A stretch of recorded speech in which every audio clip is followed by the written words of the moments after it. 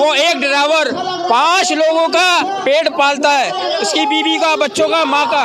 और आज क्या है, आज उनको जो है ना, इस कानून को लाने के बाद उनके गले पे जो है ना तलवार रख दी गई है कि अगर आप गाड़ी चलाते हैं तब भी मरेंगे, और गाड़ी नहीं चलाते हैं तो तुम्हारा लाइसेंस रद्द होगा, तुम तब भी मरोगे। ये कानून लागू होना चाहिए? बिल्कुल नहीं लागू होना चाहिए, काला कानून है, ये वापस लेना चाहिए। और पहली बात तो कोई ड्राइवर जानबूझ के एक चींटी को भी नहीं मारना चाहता है, वो भी अपना सेफ से चलना चाहता है, लेकिन हादसा हो जाता है।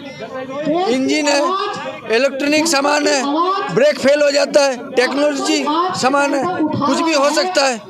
अगर हो गया तो फिर ड्राइवर इसमें क्या करे? ट्रक ड्राइवर है, रोड पे चल रहा है, ऐसा नहीं है ट्रक ड्राइवर रोड पे चल रहा है किसी को मारने के लिए चल रहा है, यह साजिश के तहत चल रहा है, ऐसा कुछ नहीं है। दर्शकों नमस्कार, बहुत बहुत स्वागत है आप सबका दर्शक न्यूज़ 24 में। मैं हूं आर के निषाद। दोस्तों बता दें कि आज हम देश की राजधानी दिल्ली में मौजूद हैं और जिस जगह पर आज हम मौजूद हैं धरना स्थल जंतर मंतर है।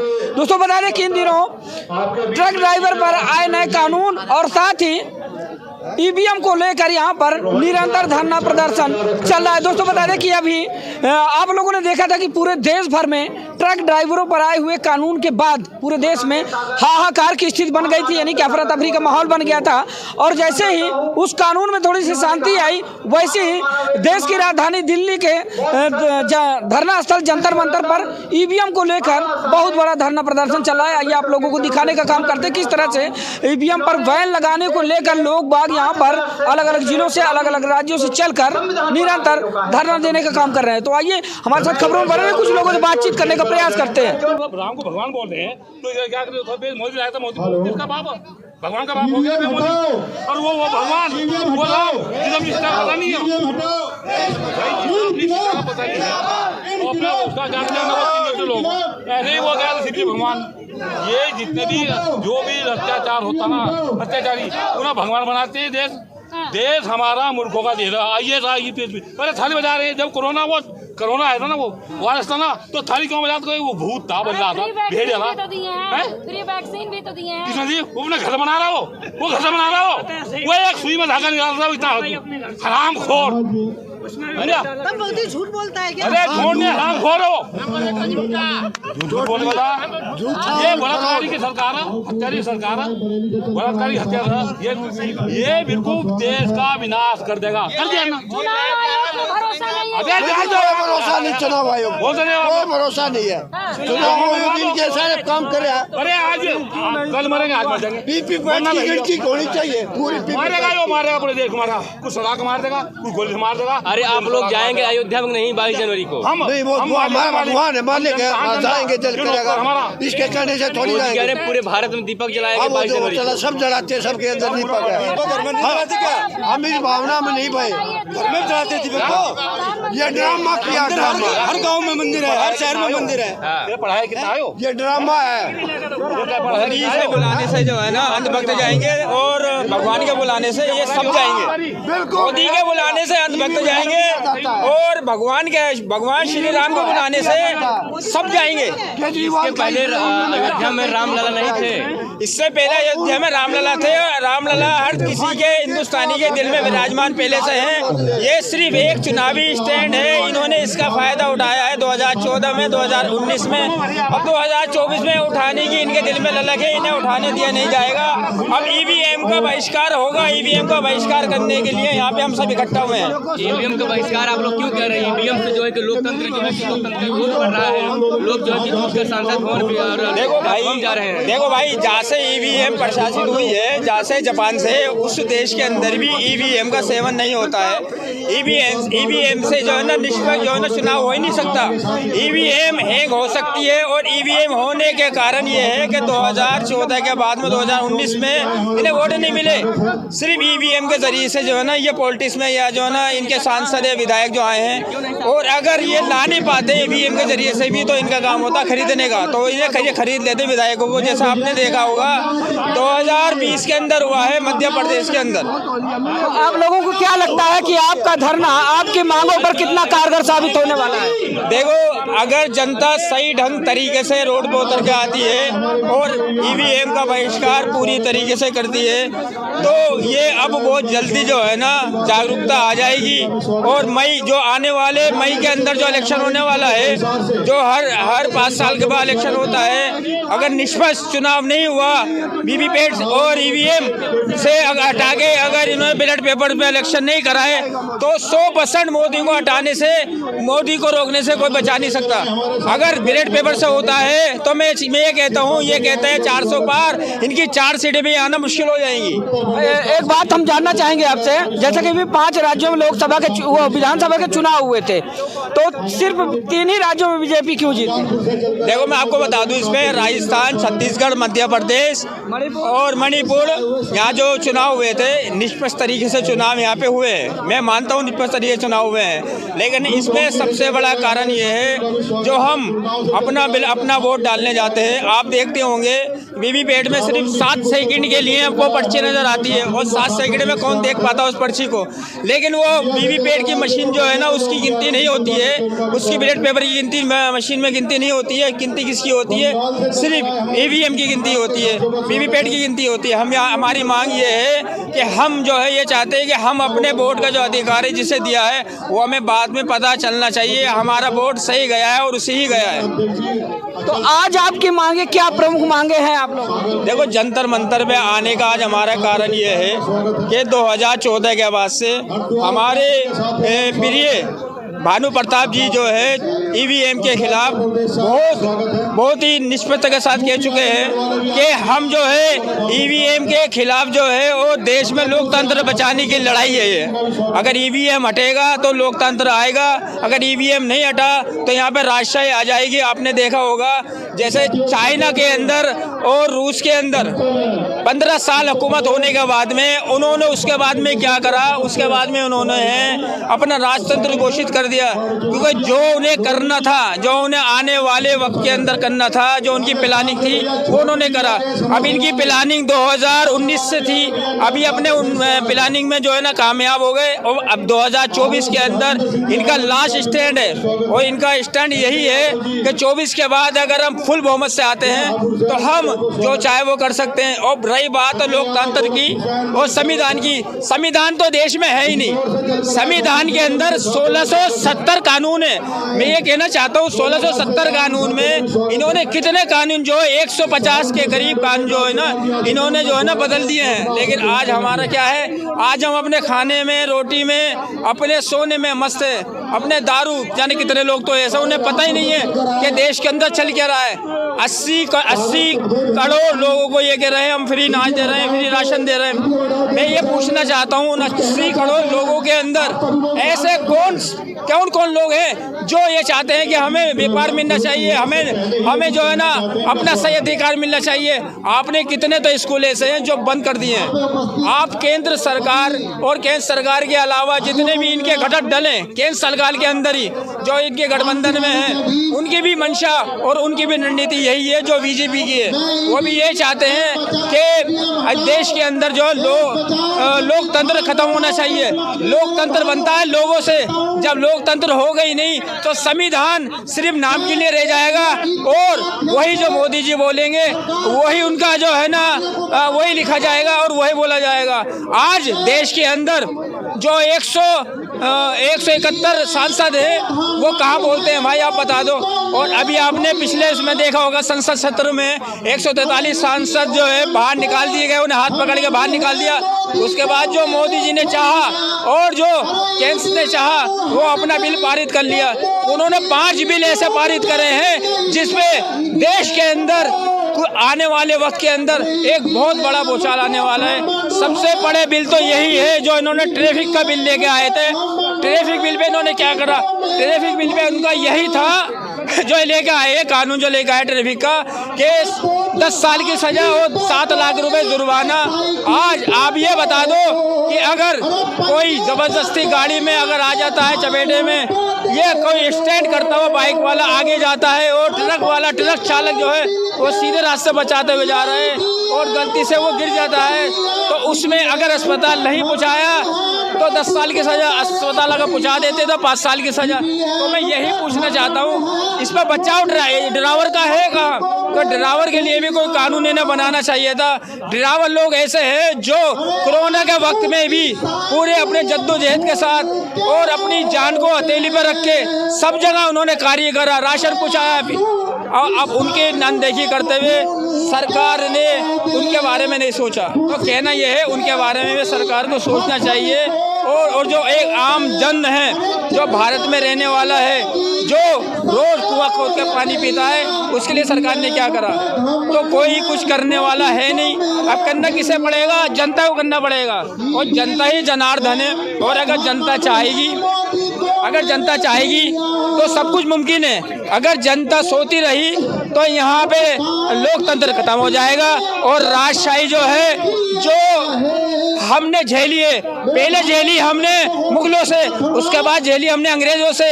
अब जो ये आए हैं ये काले अंग्रेज, ये भी जो है यहाँ पे वही कानून लागू कराना चाहते हैं जो उनके वक्त में था। वहाँ पे कहा जाता था कर टैक्स है, और यहाँ कहा जा रहा है ये कर टैक्स नहीं है, यहाँ पे तुम्हें जबरदस्ती तुम्हारा खून निकालने की साजिश चल रही है। लेकिन आज क्या है, आम जन सोया हुआ है, जनता सोई भी है, लेकिन अभी कोई फर्क नहीं पड़ रहा। जब आने वाले वक्त के अंदर इनके बच्चे और एजुकेशन से महरूम हो जाएंगे, इनके बच्चों को जब नौकरियां नहीं मिलेगी तो क्या होगा? फिर ये बुखलाएंगे। अभी वक्त है, अभी हमारे पास जागने का वक्त है, आवाज़ उठाने का वक्त है। अभी भी हम अपनी आवाज़ नहीं उठा पाए तो आने वाले वक्त में हमारे लिए बहुत बड़ी मुश्किल खड़ी हो जाएगी। अच्छा, एक सबसे बड़ा सवाल मेरा आपसे, जैसा कि अभी थोड़ी देर पहले आपने ड्राइवर कानून के बारे में आपने बात की, यानी ट्रांसपोर्ट कानून में, यानी कि गृह मंत्री अमित शाह के द्वारा जो अभी हाल ही में परिवर्तन करवाया गया था, यानी कि ट्रांसपोर्ट कानून धारा 106(2) के तहत, तो उसको जिस तरह से यानी कि ट्रांसपोर्ट को यानी कि अखिल भारतीय परिवहन कांग्रेस को समझौता किया है केंद्रीय गृह सचिव अजय भल्ला जी ने, तो आपको क्या लगता है कि जो ड्राइवरों को सांत्वना दी गई है उस पर खरा उतरेंगे ये? देखो, मैं आपसे कहना चाहता हूँ, ये जो कानून था ये था 106(1), अब जो कर दिया इसका 100(2), इसके अंदर सजा अब इन्होंने बढ़ा दी गई है और जुर्माना भी बढ़ा दिया है। इसमें नुकसान सिर्फ जो होगा ड्राइवर ट्रांसपोर्टर का नुकसान होगा, इसके अंदर जो मालिक हैं मालिकों का नुकसान नहीं है। जो 5,000 का वेतन लेने वाले हैं, 7,000 का वेतन लेने वाले हैं, नुकसान इसमें उनका है। वो एक ड्राइवर 5 लोगों का पेट पालता है, उसकी बीवी का, बच्चों का, माँ का। और आज क्या है, आज उनको जो है ना, इस कानून को लाने के बाद उनके गले पे जो है ना तलवार रख दी गई है कि अगर आप गाड़ी चलाते हैं तब भी मरेंगे, और गाड़ी नहीं चलाते हैं तो तुम्हारा लाइसेंस रद्द होगा, तुम तब भी मरोगे। हर तरीके से जो है ये पढ़ने वाली जो है ये ड्राइवर पे पड़ेगी। और देश के अंदर मैं बताना चाहता हूँ 80 लाख ड्राइवर हैं, ट्रक ड्राइवर 80 लाख है, और ये कहते हैं ये कानून सिर्फ उनके लिए नहीं है, ये कानून उसके लिए भी है। तो जो एक बाइक चलाने वाला, एक स्कूटी चलाने वाला भी है, ये उसके लिए भी कानून पे यही कानून लागू होता है। अगर तुम्हारी स्कूटी से, तुम्हारी 2 व्हीलर से, तुम्हारी बाइक से, तुम्हारी कार से कोई सामने से आ जाता है, उसका एक्सीडेंट वगैरह हो जाता है, हादसा कुछ पेश आ जाता है, तो वही कानून तुम्हारे पे भी लागू होगा। तो आपको क्या लगता है कि जिस तरह से ये कानून सामने आया है, तो ये नहीं लगता कि कहीं ना कहीं पब्लिक के हित को दृष्टिगत रखते हुए जो है इस कानून को पारित किया गया, कहीं ना कहीं पब्लिक सुरक्षा है, यानी कि 10 साल की सजा और 7 लाख रुपए का खौफ ड्राइवरों के माइंड में होगा तो गाड़ियों को नियंत्रण में चलाएंगे, संयम से चलाएंगे, दुर्घटनाएं कम होंगी। देखो जी, हमारे देश के अंदर ऐसा नहीं है जो ड्राइवर जो हैं जानबूझ के कोई घटना करते हैं। अगर हम रोड पे अपनी गाड़ी लेके, अपना वाहन लेके वाहन चालक के रूप में चल रहे हैं तो हमारे जो ना ट्रक के अंदर क्या है, हमारे ट्रक के अंदर अनाज है, हमारे ट्रक के अंदर जो है वो सब्जी है, हमारे ट्रक के अंदर जो है वो दूध है। अब क्या है, हम ये सामान लेके जा रहे हैं वेयर हाउस में, राज्य के अंदर जो वेयर हाउस होता है उसके अंदर सामान लेके लिए चालक जाता है, तो अलग अलग जगह से जो ना सब्जियां भी आती है, फल भी आते हैं और साजो सामान भी आता है, जो हमारे निजी जीवन के लिए बहुत ज़्यादा आवश्यक है, बहुत ज़्यादा ज़रूरी है। अगर ट्रक ड्राइवर है रोड पे चल रहा है, ऐसा नहीं है ट्रक ड्राइवर रोड पे चल रहा है किसी को मारने के लिए चल रहा है, यह साजिश के तहत चल रहा है, ऐसा कुछ नहीं है। वो नहीं चाहता कि मेरे आगे कोई चींटी भी मरे, लेकिन अगर सामने वाला बाइक वाला है, अगर कोई बाइक वाला है, स्कूटी वाला है, अगर वो स्टैंड कर रहा है, क्या आगे जाने के लिए ओवरटेक कर रहा है, उससे वो अगर वो टच हो जाता है तो गलती किसकी है? गलती जो है ट्रक ड्राइवर की नहीं है, गलती उसकी है, वो तो बचाता हुआ चल रहा है। लेकिन ये जो कानून है ये नुकसानदेह कानून इसलिए है। जी आप क्या कहना चाह रहे हैं? अभी कुछ दिन पहले आप लोग देख सकते हो, एक ट्रक जा रहा है, अपने लाइन से जा रहा है, एक व्यक्ति आता है, खुद ट्रक के नीचे घुस जाता है। आप बताओ उस ड्राइवर का क्या गलती है? बताओ, खुद आके पहिए के नीचे आ रहा है, ड्राइवर की क्या गलती है? तो आपको क्या लगता है ये कानून लागू होना चाहिए? बिल्कुल नहीं लागू होना चाहिए, काला कानून है, ये वापस लेना चाहिए। और पहली बात तो कोई ड्राइवर जानबूझ के एक चींटी को भी नहीं मारना चाहता है, वो भी अपना सेफ से चलना चाहता है, लेकिन हादसा हो जाता है। इंजन है, इलेक्ट्रॉनिक सामान है, ब्रेक फेल हो जाता है, टेक्नोलॉजी सामान है, कुछ भी हो सकता है।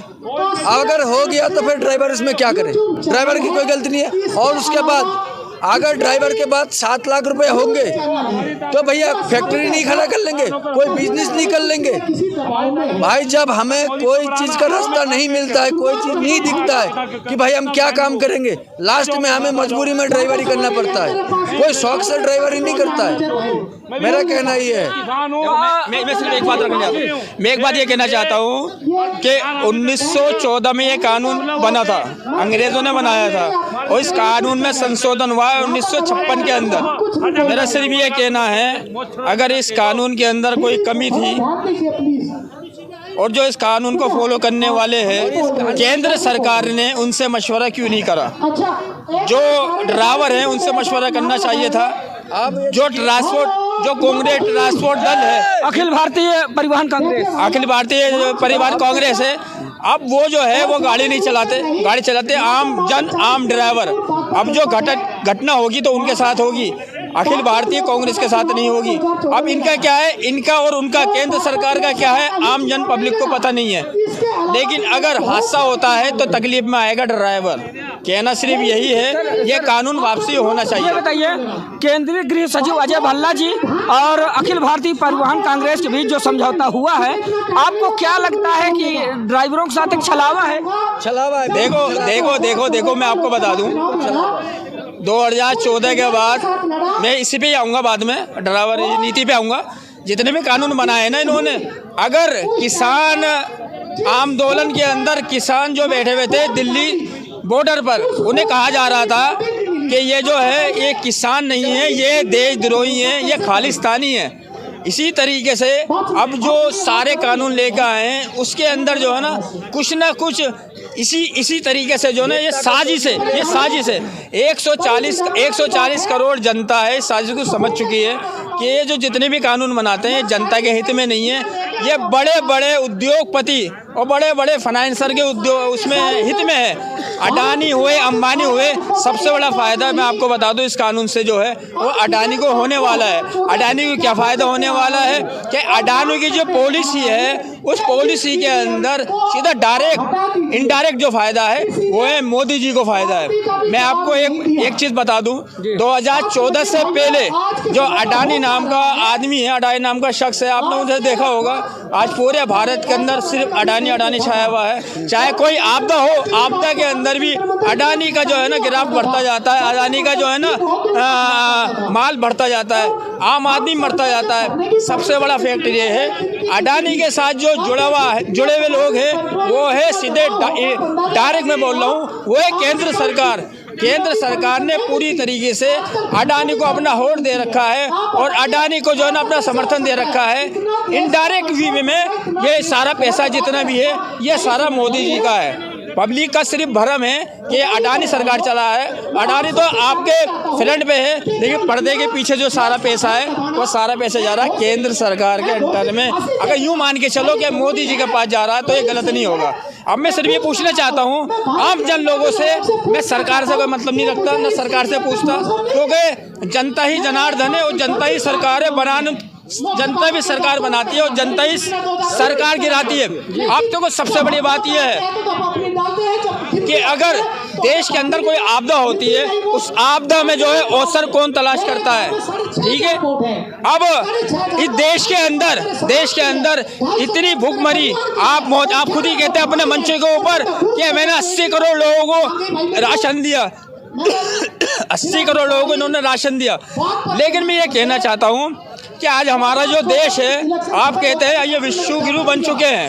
अब जब आप विश्व गुरु बन चुके हैं तो 80 करोड़ लोगों को राशन देने की क्या जरूरत पड़ गई? और ये पूछना मेरा जनता से है। अगर जनता अभी जागरूक नहीं हुई और जनता अगर रोड पे उतर के नहीं आई तो आने वाले वक्त में आपने देखा होगा अंग्रेजों का शासन, मुगलों का शासन, वही शासन अब दोबारा जो रिपीट होने वाला है। तो कहीं ना कहीं आप लोगों को जो मांगे हैं कि यानी आने वाला जो लोकसभा चुनाव 2024 है वो बैलेट पेपर पर होना चाहिए। बिल्कुल, देखो मेन तो कारण यही है, बैलेट पेपर में चुनाव। देखो अगर आप चाहते हैं निष्पक्ष चुनाव हो तो वो बैलेट पेपर से होना चाहिए। बैलेट हम आम जनता यही चाहती है निष्पक्ष चुनाव हो तो बैलेट पेपर से हो। अगर आप ये चाहते हैं कि हमारी पार्टी है विश्व में सबसे ऊपर है, हम मानते हैं आपकी पार्टी विश्व में सबसे ऊपर है, तो आप बैलेट पेपर से जो है ना निष्पक्षता के साथ चुनाव करवा लो। पता चल जाएगा, दूध का दूध पानी का पानी सब सामने आ जाएगा। 2024 मई करीब में है, चुनाव का कभी भी घोषणा हो सकती है। और चुनाव आयोग जो है आपकी कठपुतली है, आपके हाथ की कठपुतली है। क्यों चुनाव आयोग अगर चाहता तो कब से चुनाव जो है ये बैलेट पेपर से हो जाता। चुनाव आयोग क्यों टाइम टोल कर रहा है कि चुनाव आयोग के जो अधिकारी है उनके कहीं ना कहीं मन में भी डर है कि हमारे साथ क्या होगा। बता दें दोस्तों कि आज हम तस्वीरें आपको देश की राजधानी दिल्ली से दिखा रहे थे, जहां पर जंतर मंतर में बता दें कि हजारों की संख्या में लोग बाग उपस्थित होकर और निरंतर ईवीएम पर बैन और साथ ही ड्राइवरों पर लाए गए कानून का विरोध कर रहे हैं। और यहां पर बता दें कि लोगों में काफी आक्रोश देखा जा रहा है। साफ तौर पर लोगों का कहना यह है कि आने वाला लोकसभा चुनाव 2024 ईवीएम से नहीं बल्कि बैलेट पेपर पर होना चाहिए। फिलहाल आप लोगों की राय क्या है कमेंट के रूप में जरूर बताइएगा। मिलते हैं किसी दूसरी खबर में, तब तक के लिए नमस्कार, जय हिंद।